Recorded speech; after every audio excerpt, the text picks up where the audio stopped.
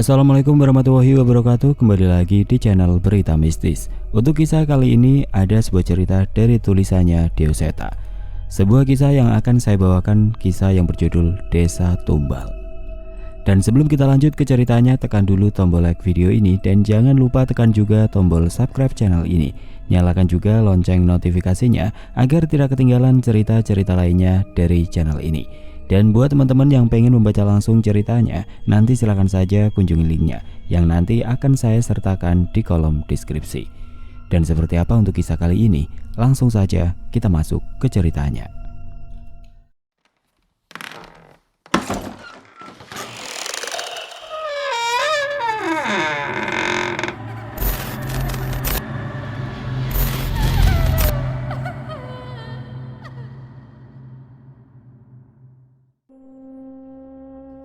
Suara deru mesin bis terdengar berdesing di antara jalur lintas Jawa yang terasa begitu sepi. Aku menatap keluar jendela, hanya sekumpulan pepohonan yang sedikit terlihat berkat cahaya temaram dari rembulan. Setelah sebelumnya melewati beberapa kota, sebagian banyak penumpang sudah turun dan hanya tersisa sedikit penumpang yang berada di bis. Aku salah satunya, dan sepertinya tidak lebih dari 5 orang yang masih berada di kursi-kursi depanku. Mereka semua terlelap terlena dengan suasana gelap dan alunan lagu era 80-an yang disetel oleh sang sopir. Jauh melintasi jalur berkelok di pinggir hutan, entah mengapa tiba-tiba aku merasa bis ini melambat. Perlahan terdengar suara rem bis yang khas berdesis seolah hendak berhenti. Anehnya, aku tidak melihat ada satupun terminal, halte, atau apapun di depan. Aku yang bingung pun mendadak berusaha mencari tahu apa yang sedang terjadi. Brak! Pintu bis terbuka. Aku mengernyitkan dahi saat menyadari tidak ada satupun penumpang yang turun ataupun naik. Sempat kukira sang sopir ingin mengecek sesuatu atau mungkin sekedar buang air kecil. Namun ia tidak beranjak dari kursinya dan hanya menatap ke depan tanpa menoleh sedikit pun ke arah pintu penumpang di sebelah kirinya. "Kamu turun di sini saja ya, Nak." Tiba-tiba suara seorang kakek terdengar dekat di telingaku. Seketika aku tersentak dan jantungku berdegup kencang. Suara tanpa wujud itu membuat seluruh tubuhku merinding. Aku pun beranjak dari kursiku, mengambil tas yang aku letakkan di ruang kecil di atas kursi. Aku mengenakan tas itu di punggungku dan melangkah dengan ragu menuju pintu yang terbuka. Kakiku sedikit gemetar. Perasaan yang tidak biasa menyelimutiku ketika para penumpang yang sebelumnya kulihat tengah tertidur kini menatap ke satu arah, ke arahku. Wajah mereka pucat. Mereka hanya menatap dengan raut wajah yang datar. Jelas ada sesuatu yang tidak beres dengan keadaan ini. Aku pun mempercepat langkahku dan turun meninggalkan bis ini. Hanya hutan dan jalanan sepi di tengah kegelapan malam. Namun setidaknya yang kulakukan adalah keputusan yang tepat. Setidaknya untuk saat ini. Tepat saat pintu bis itu tertutup, dari jendela tidak lagi terlihat penumpang-penumpang yang menatapku dengan wajah pucat. Dari luar terlihat kursi-kursi penumpang itu diisi oleh sosok pocong-pocong yang kini menatapku dengan matanya yang menghitam. Rasa takutku semakin menjadi, dan aku hanya mampu menggenggam sebuah benda yang terkalung di dadaku sambil membacakan beberapa doa yang kubisa. Bis itu pun menutup pintunya dan berjalan meninggalkanku di pinggir hutan yang begitu gelap. Tepat saat bis itu pergi, samar-samar terlihat seorang kakek berpakaian surjan lusuh dengan rambut putih yang panjang. Ia menatapku dari seberang jalan sambil tersenyum tanpa suara. Saat itu aku pun sadar bahwa aku belum lolos dari desa itu. Desa yang dipenuhi oleh manusia dan makhluk-makhluk terkutuk. Desa yang menginginkanku menjadi bagian darinya. Desa Tumbal Lemah Mayit. Menjadi pengangguran lebih dari 1 tahun bukanlah sesuatu yang kubayangkan saat aku kuliah di salah satu universitas ternama di ibu kota saat itu. Jaminan seorang sarjana akan dibutuhkan di dunia kerja, hingga pekerjaan yang dapat dibanggakan oleh kedua orang tuaku di desa sudah lagi tidak relevan saat ini. Krisis moneter yang menempa negeri ini merubah banyak hal. Nilai uang tidak lagi sama, rasa aman tidak lagi dapat kami nikmati, hingga begitu sulit untuk orang sepertiku berjuang di ibu kota. Dipta Radita, sebuah nama yang diberikan oleh kedua orang tuaku dengan harapan bahwa aku akan menjadi orang yang bermanfaat untuk orang lain. Tapi sayangnya, keadaanku saat ini masih berbanding terbalik. dengan niat mereka menyematkan nama itu. "Dipta, keluar nggak?" Terdengar suara seseorang yang tanpa tahu malu berteriak di depan pintu kosku dengan lantang. Iya, 5 menit." Dia Elang, teman seperjuanganku yang turut berjuang mengadu nasib di ibu kota yang katanya lebih kejam dari ibu tiri ini. Saat ini mungkin aku bisa mengatakan bahwa ungkapan itu tidak mengada-ngada. Bisa makan kenyang sehari sekali saja, aku sudah sangat bersyukur. Aku mengganti celanaku dengan celana panjang yang robek di bagian lutut dan mengambil gitar tua dengan satu senar putus yang belum sempat kuperbaiki. Di depan Elang sudah menanti dengan gaya kampungannya, dengan topi yang dipakai terbalik ke belakang. "Perempatan Pulau Mas?" tanyaku sambil mengikuti langkah kakinya. "Terminal saja, cari bis yang ke Klender." "Cari mati loh, ketahuan Bang Kohar, babak belur lagi kita." "Ya jangan sampai ketahuan lah, blow on," umpatnya sambil mengibaskan topinya ke kepalaku. Ya, inilah profesi kami saat ini, profesi yang menyelamatkan kami agar bisa bertahan hidup di ibu kota yang sangat padat ini. Bukan aku ingin menyerah, namun aku masih berharap bahwa akan ada waktunya aku mendapatkan pekerjaan yang sesuai harapan kedua orang tuaku di kota ini. Dengan berhati-hati kami menunggu beberapa puluh meter dari gerbang terminal. Sesekali kami mengintip keberadaan Bang Kohar yang masih asik bermain gaple sambil menerima setoran dari pengamen dan pedagang asongan yang mencari makan di wilayahnya.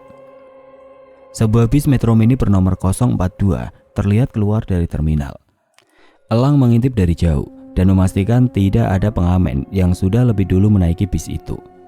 "Naik, Dip," ucap Elang memberikan isyarat aman. Dengan terburu-buru kami mengejar pintu belakang bis berkursi oranye yang enggan melambat untuk kami itu. Mata kami melihat sekeliling dan terlihat sudah setengah dari kursi yang berjajar dua-dua itu terisi.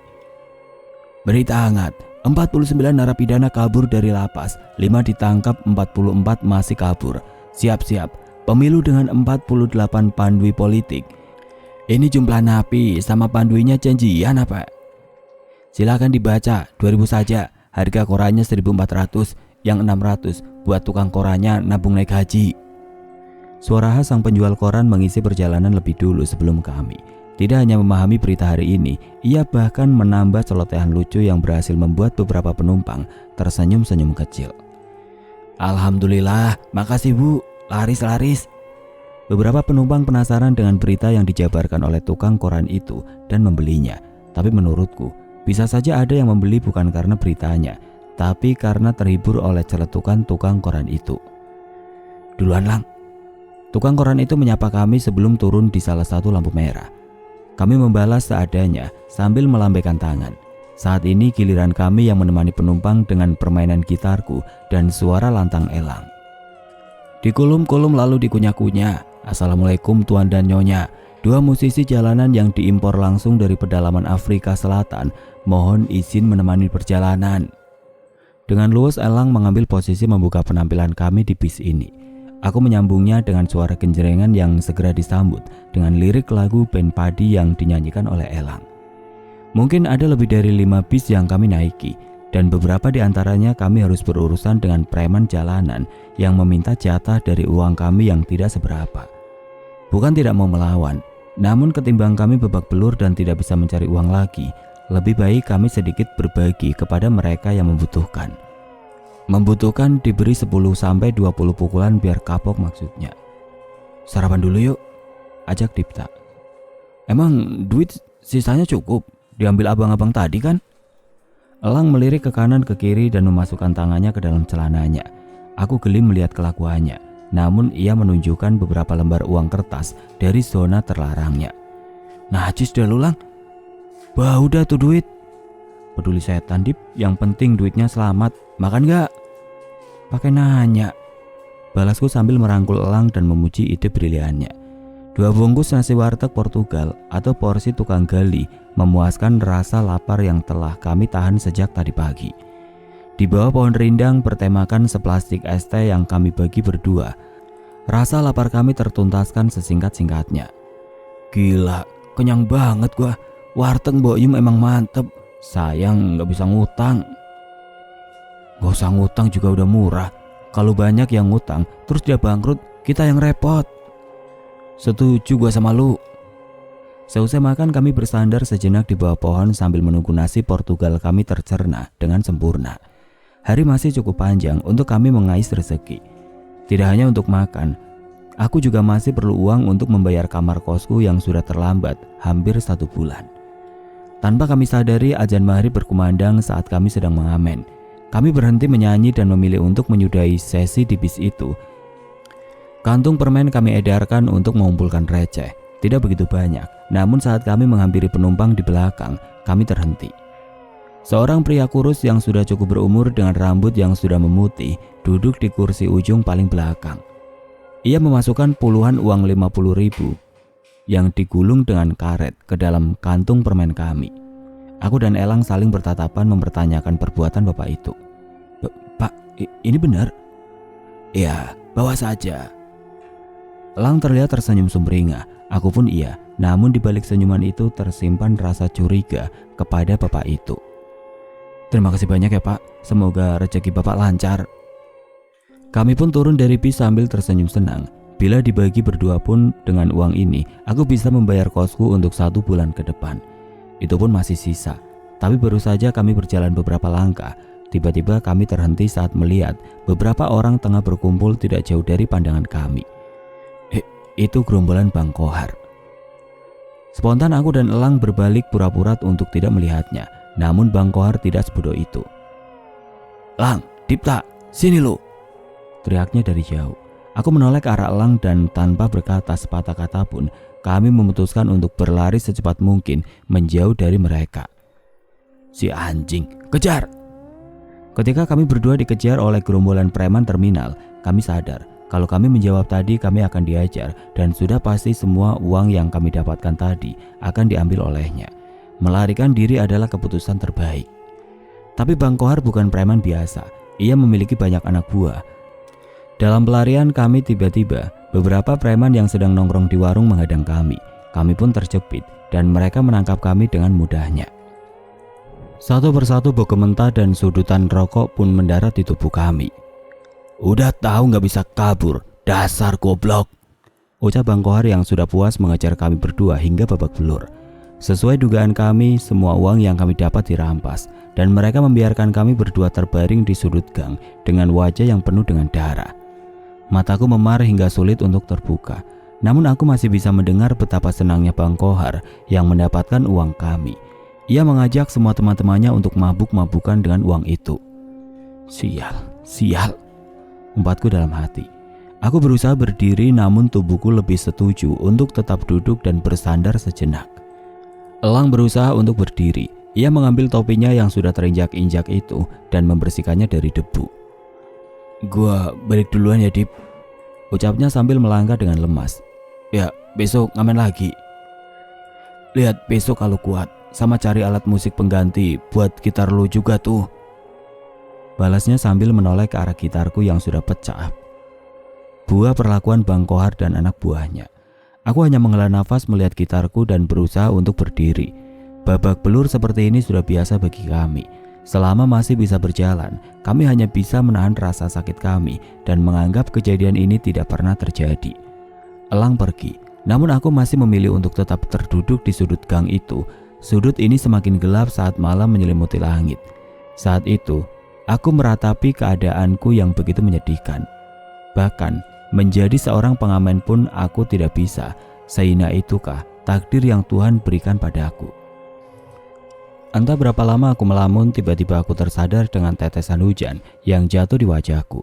Masih bergumul dalam batinku pertanyaan-pertanyaan yang tidak mampu kujawab.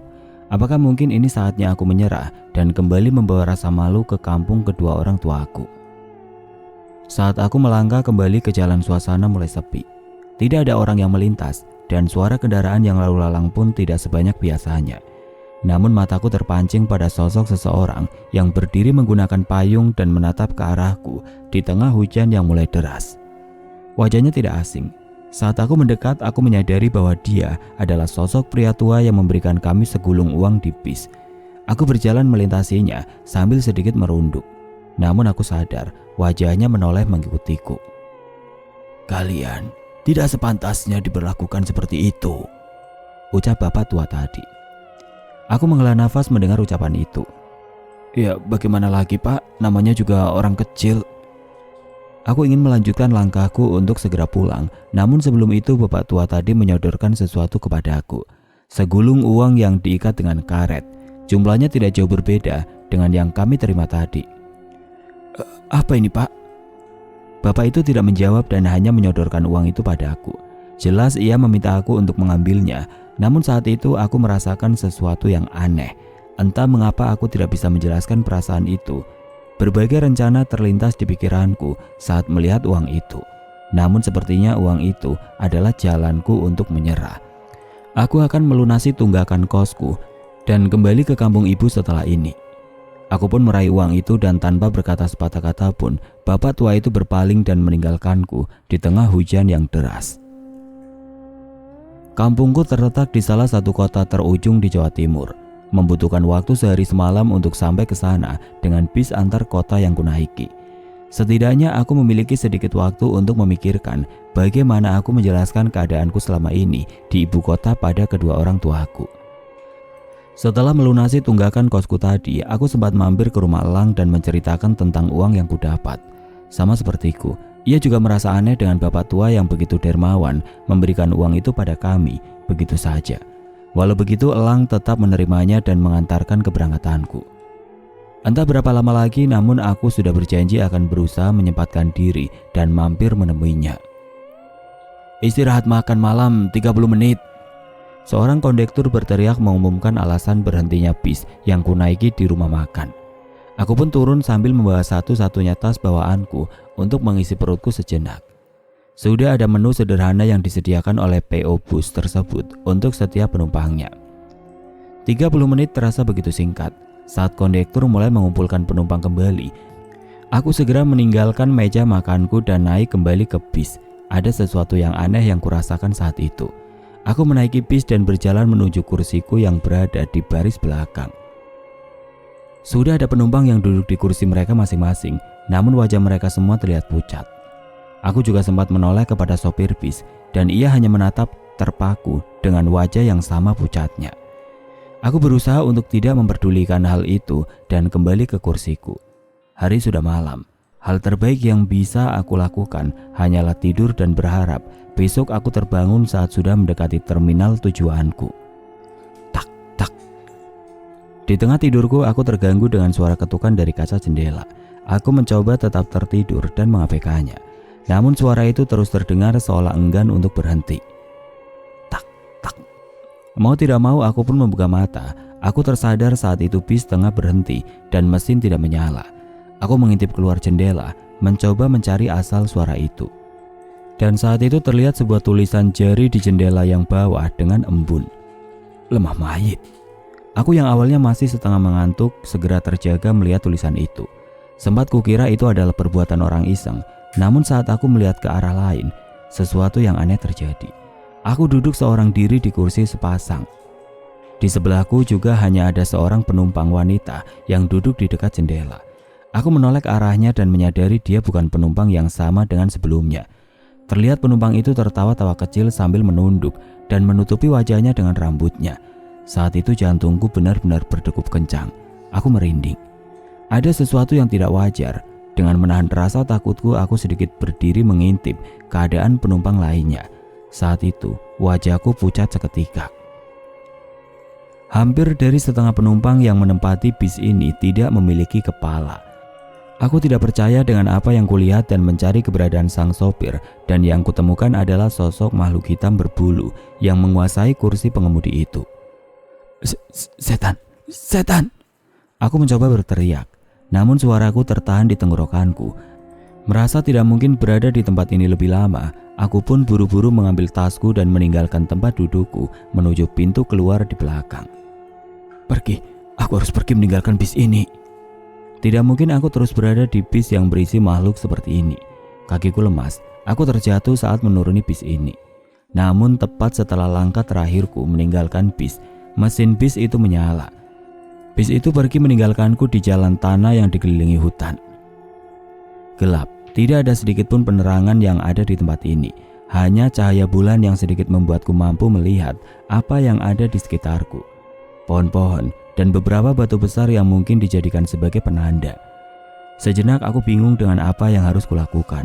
Aku berjalan tanpa arah, berusaha mencari petunjuk untuk segera meninggalkan tempat ini. Sayangnya, walau telah berjalan cukup lama, tidak ada hal lain yang aku temukan setelah pepohonan.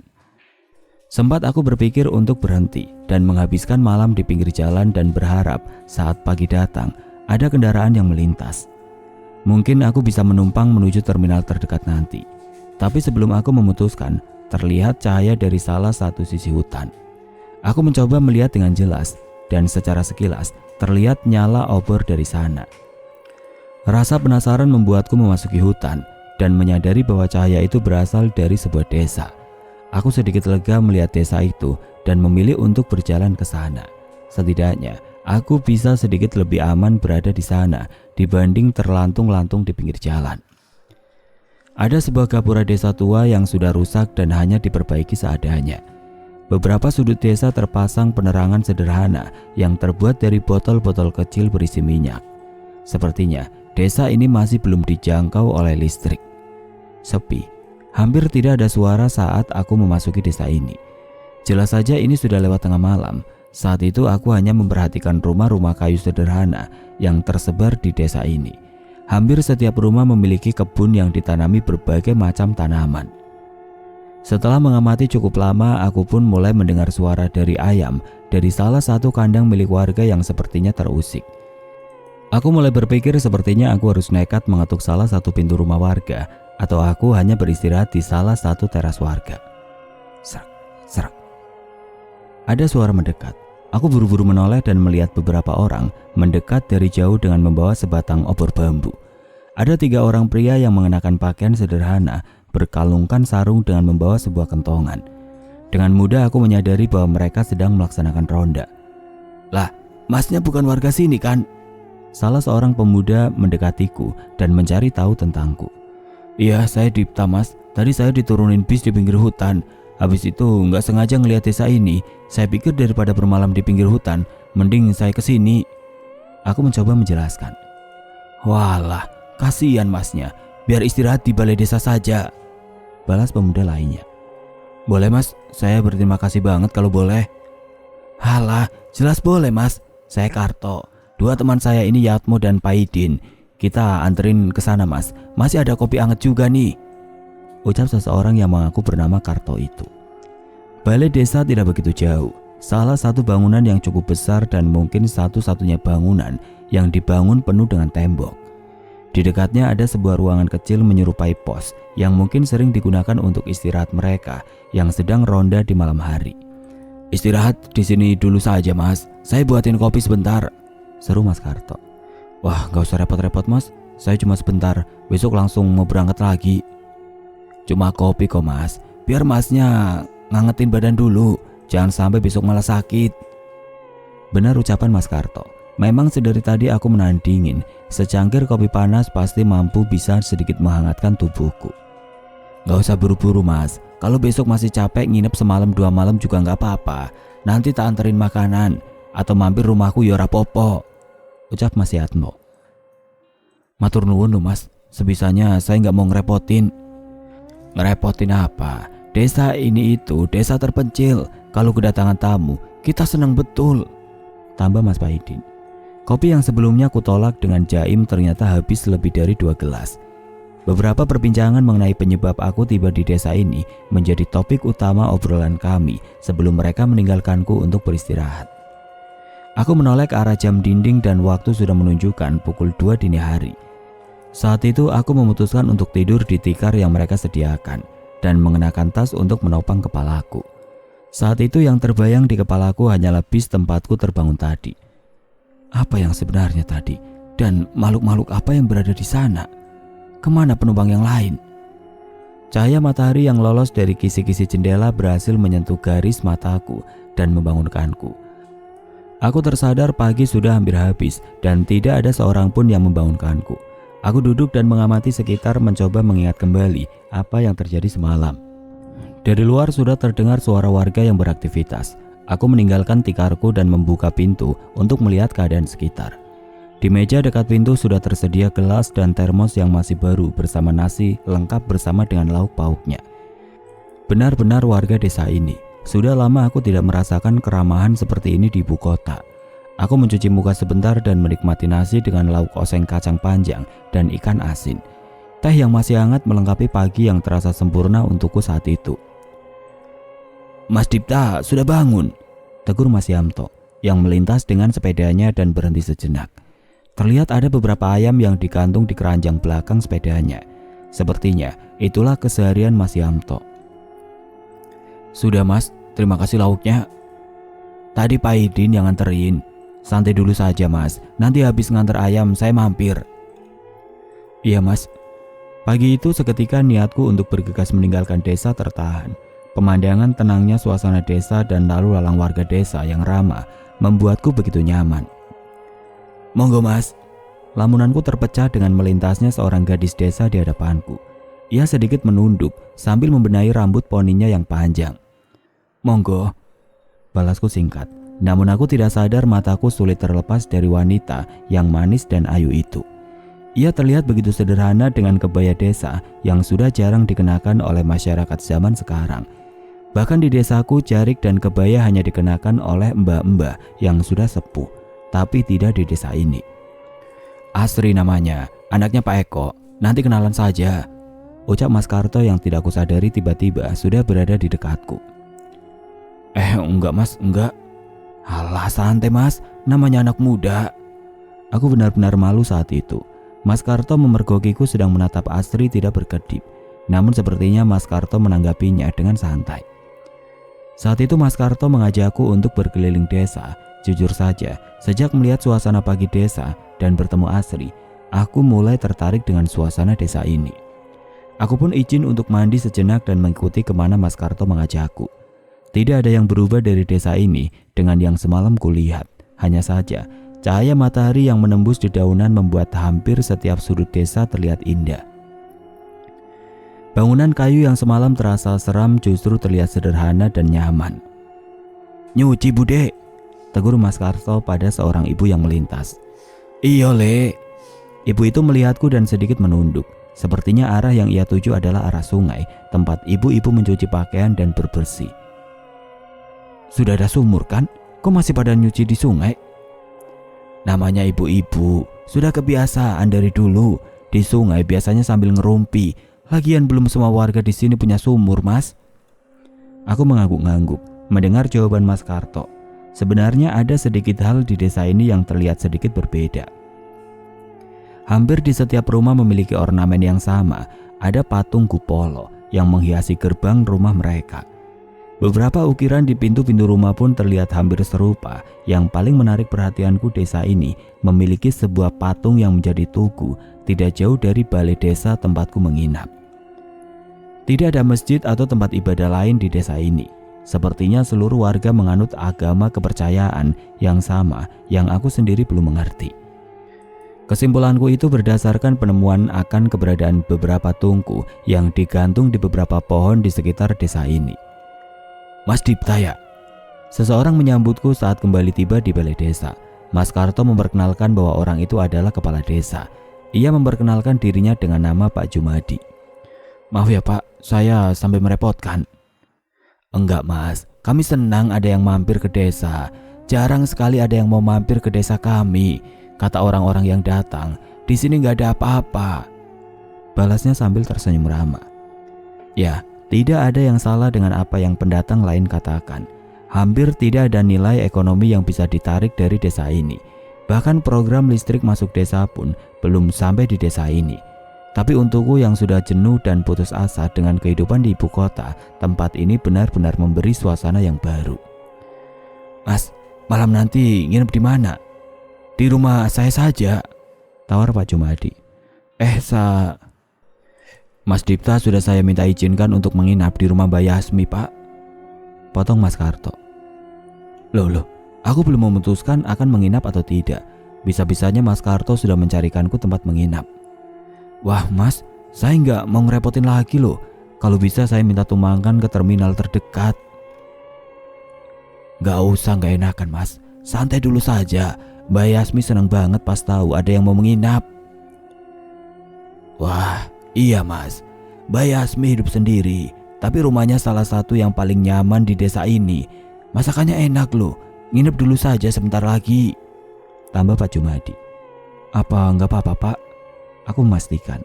Enggak apa-apa. Kamu mau jadi warga desa ini juga kami malah senang. Dalam hati aku berpikir, ternyata masih ada orang-orang seperti mereka yang begitu ramah dan tulus. Tapi tidak mungkin aku menumpang seterusnya di desa ini. Setidaknya mungkin menetap sementara di sini bisa menenangkan pikiranku. Mas Karto mengantarkanku ke salah satu rumah warga yang bernama Mbak Yasmin. Benar ucapan Pak Jumadi, rumah Mbak Yasmin memang terlihat cukup nyaman dengan halaman yang luas dan terawat. Mbah, ini Mas Dipta. Mas Karto memperkenalkanku. Wah lale, masih muda juga. Ayo masuk, rumah Mbah nggak gitu bagus, tapi mudah-mudahan kamu bisa betah. Mbah, ini sih nyaman banget Mbah. Saya yang nggak enak jadi ngerepotin. Walau dipanggil Mbah Yasmin tidak setua yang kukira. Justru wajahnya masih seperti ibu-ibu umur 40-50 tahunan. Sepertinya ada alasan khusus sampai ia dipanggil dengan sebutan Mbah. Aku melihat rumahnya yang benar-benar terawat. Cukup luas dengan 3 kamar, tapi menurut Mas Karto, Mbak Yasmin tinggal sendirian sejak anak-anaknya tidak lagi hidup bersamanya.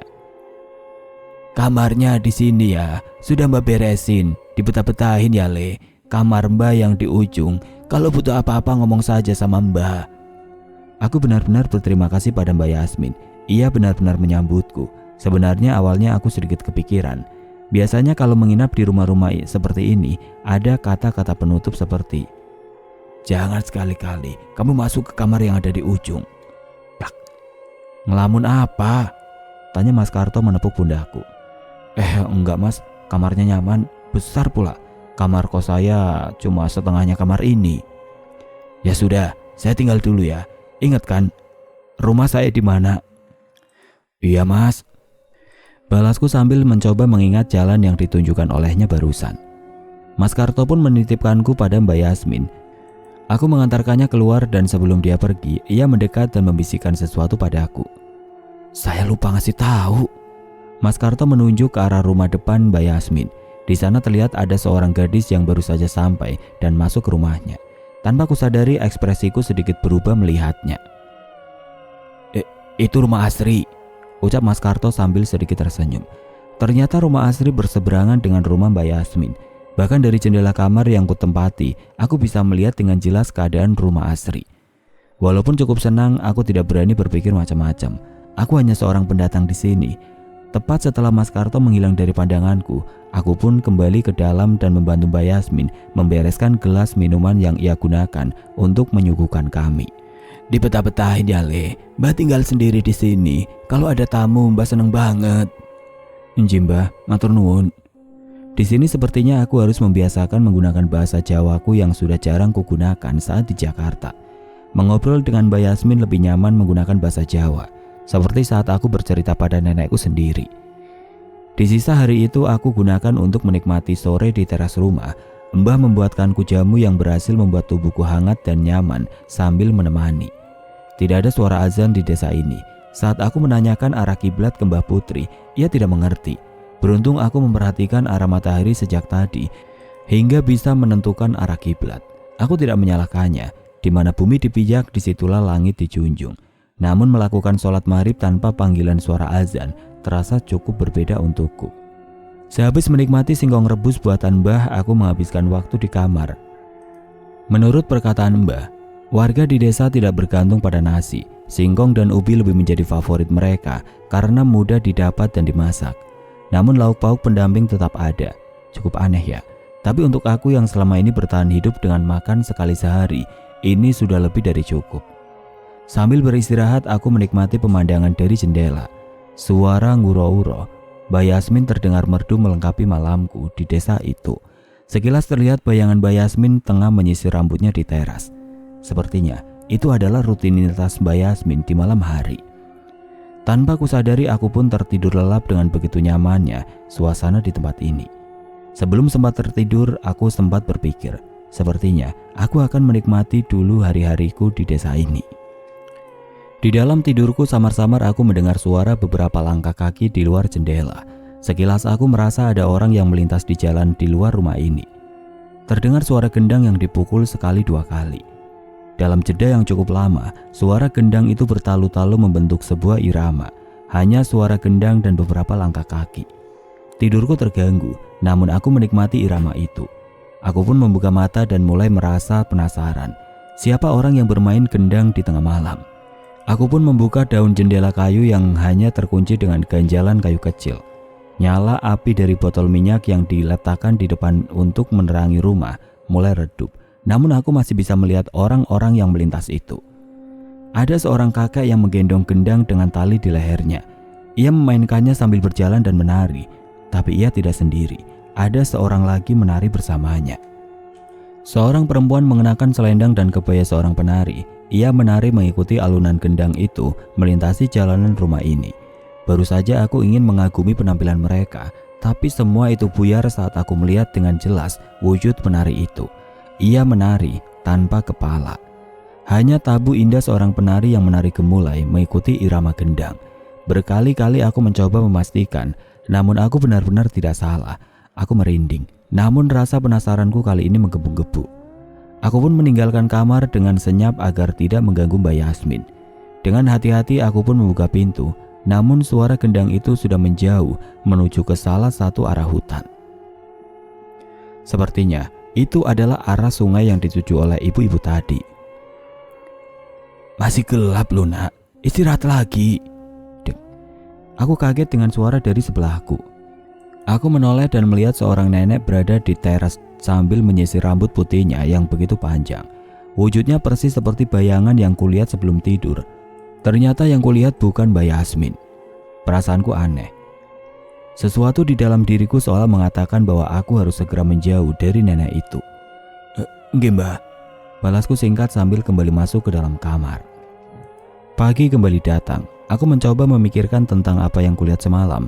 Penari tanpa kepala hingga nenek yang berada di teras rumah.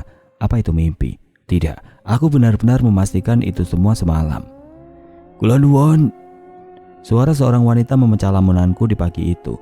Ia berjalan mendekat dengan membawa susunan rantang. Mas Dipta kan? Asri mas? Itu Asri. Ia mengenalkan diriku dengan keanggunannya yang sederhana. Iya, masuk Sri. Dek Asri, kok pagi-pagi sudah kesini? Tiba-tiba Mbak Yasmin muncul dari dalam rumah. Mau nganterin ini buat Mas Dipta sama Mbak Yasmin. Asri masak banyak, ucapnya sambil menyerahkan rantang kepada Mbak Yasmin. Ya ampun pakai repot-repot, Mbak baru mau potong ayam. Repot apanya Mbak? Asri seneng kalau ada yang mau ngicipin masakan Asri. Saat itu aku terkesima dengan perangai Asri. Tutur kata, tingkah laku dan kesopanan khas gadis desa benar-benar membuatku kagum. Jelas makhluk seperti Asri tidak akan bisa kutemukan di Jakarta. Matur nuwun ya Dek Asri, nanti Mas icipin. Iya Mas, kalau senggang mampir saja ke rumah, nanti Asri kenalin sama ibu. Iya Asri, nanti Mas mampir. Asri pun pamit sambil mencium tangan Mbak Yasmin dengan sopan. Entah aku tidak bisa berhenti terkesima dengan tutur kata dan gerak-gerik Asri yang begitu sederhana. Ayo Le, makan dulu, ajak Mbak Yasmin. Pagi itu aku menikmati sayur lodeh masakan Asri. Sesuai dugaanku, masakan orang secantik Asri tidak mungkin tidak enak. Aku bahkan menikmatinya hingga lupa ingin menanyakan kejadian semalam pada Mbak Yasmin. Merasa tidak mau terlalu menjadi beban, pagi itu aku membantu Mbak Yasmin membersihkan kandang ayam dan menyirami tanaman di kebunnya. Mungkin bantuanku tidak seberapa, tapi setidaknya aku menunjukkan sedikit etika ketika menumpang di rumah orang. Lewat tengah hari aku kembali menghabiskan waktuku dengan berkeliling desa. Masih banyak tempat-tempat yang membuatku takjub seperti keberadaan pohon-pohon tua yang begitu dijaga desa ini. Namun ada satu hal yang menarik perhatianku, pemakaman. Di salah satu ujung desa ada pemakaman yang tidak terurus. Rumput tumbuh dengan tinggi dengan nisan-nisan yang sudah berlumut dan mulai retak. Yang membuatku terhenti di sana adalah bentuk-bentuk nisan di pemakaman itu. Nisan itu menunjukkan bahwa jasad yang terkubur di sana adalah jasad dari berbagai agama. Hal itu sedikit kontradiktif dengan desa yang tidak memiliki tempat ibadah ini. Pemakaman ini sudah ada jauh sebelum desa ini ada. Kalau pemakaman warga ada jauh di dalam hutan. Tiba-tiba suara seorang pemuda terdengar dari belakangku. Aku menoleh dan terlihat ada seorang pria mengenakan kaos lusuh, celana pendek, dan mengalungkan sarungnya dengan cara yang tidak biasa. Mas, masnya pendatang juga? Tanya pemuda itu. Iya mas, mas juga. Ia mengangguk dan berdiri di sampingku sambil menatap pemakaman itu. Ia membacakan doa singkat sejenak dan aku dengan spontan mengikutinya. Saya Dipta mas, dari Jakarta, baru sampai sini 2 hari yang lalu. Aku mencoba memperkenalkan diriku terlebih dahulu. Saya Pandu mas, dari Klaten. Balasnya, entah mengapa aku merasa ia ragu menyebutkan namanya. Sudah lama di sini. Tinggal di rumah siapa mas? Mas Pandu menunjukkan ke ujung pemakaman. Sepertinya dari jauh terlihat ada bangunan kecil di sana. Saya tinggal di situ. Sudah hampir sebulan saya di sini. Sendirian? Ia mengangguk. Kenapa nggak di rumah warga saja? Nggak apa-apa mas, pengen saja di sana. Jawaban Pandu cukup misterius untukku. Mungkin ia memang memiliki beberapa hal yang tidak bisa diceritakan. Aku sempat menceritakan bahwa mungkin aku akan meninggalkan desa dalam beberapa hari. Namun reaksi Pandu cukup membuatku khawatir. Ia mengatakan bahwa tidak mudah untuk meninggalkan desa ini. Desa ini terlalu terpencil dan untuk kendaraan melewati desa ini sepertinya sangat jarang. Aku masih megang uang sih mas. Siapa tahu ada salah satu warga desa ini yang mau mengantarku jika dibayar. Siapa tahu masnya mau bareng. Ucapku sambil menunjukkan sisa gulungan uang yang masih diikat dengan karet. Melihat uang itu tiba-tiba raut wajah Pandu berubah. Ia mendekat dengan mengangkat pergelangan tanganku. Kenapa mas? Mas dapat uang ini dari mana? Ada bapak-bapak yang cukup tua memberikan kepada saya sewaktu mengamen. Pandu melepaskan tangan dan meminta maaf padaku. Sudah, tidak apa-apa. Aneh, tingkah laku Pandu benar-benar aneh saat itu. Tapi memang sudah banyak hal aneh yang kulihat saat tiba di desa ini. Walau desa ini punya kepercayaan yang berbeda dengan kita, jangan pernah tinggalkan ibadah ya mas. Kalau ada apa-apa, masnya bisa cari saya di gubuk itu. Mohon maaf, saya harus pamit. Iya mas, terima kasih. Pandu pun memasuki pemakaman itu dan menghilang di antara ilalang-ilalang yang tinggi. Satu hal yang pasti, bertemu dengan Pandu membuatku kembali merasakan keanehan pada desa yang sudah membuatku nyaman ini. Aku kembali memasuki desa dan tanpa terasa langit sudah mulai memerah. Sepertinya sore ini desa cukup ramai, cukup banyak orang yang berlalu lalang. Sepertinya mereka baru saja menyelesaikan kegiatan sehari-harinya. Mas Dipta, dari mana? Asri melintas dengan menenteng sebuah keranjang. Habis jalan-jalan saja, ini mau pulang kok. Jawabku berharap Asri ingin berjalan pulang bersama denganku. Ya udah bareng aja. Gayung bersambut. Sore itu kami menghabiskan senja dengan berjalan berdua menuju rumah. Saat melewati balai desa, Asri berhenti sejenak. Oh ya, nanti malam ada acara di sini, ada yang pentas juga. Temenin Asri mau nggak mas? Acara di sini? Asri mengangguk. Memang ada beberapa perbedaan ornamen di tempat ini. Sudah ada beberapa janur dan kain-kain merah yang dilampirkan di pohon-pohon. Namun tidak ada panggung atau dekorasi yang terlalu meriah. Boleh saja Sri, balasku sambil menahan rasa senangku agar wajahku tidak terlihat memalukan di hadapan Asri. Memangnya acara apa? Asri menunjuk ke arah sebuah bangunan batu setinggi 2 meter yang berbentuk seperti kuil. Sudah ada banyak sesaji dan dupa di sana. Ukiran patung-patung menghiasi berbagai ornamen. Namun semakin aku memperhatikannya, semakin terlihat ada sesuatu yang janggal. Di bagian tengah bangunan itu ada tempat meletakkan persembahan. Sudah ada beberapa nampan berisi bunga sesaji di sekeliling sesuatu yang dijadikan persembahan itu. Tapi bentuk persembahan yang diletakkan di sana benar-benar tidak biasa. Aku mendekat dan saat itu tiba-tiba keringat dingin mengucur saat aku melihat wujud persembahan itu. Itu kepala manusia? Tanyaku sambil menoleh ke arah Asri. Asri pun mengangguk. Malam ini acara untuknya.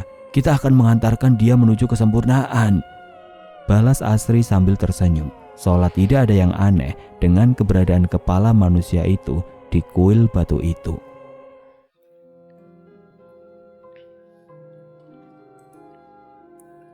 Oke teman-teman, sampai di sini dulu ceritanya. Nantikan kelanjutan kisah ini di video berikutnya. Agar tidak ketinggalan, klik tombol subscribe channel ini dan nyalakan lonceng notifikasinya. Wassalamualaikum warahmatullahi wabarakatuh.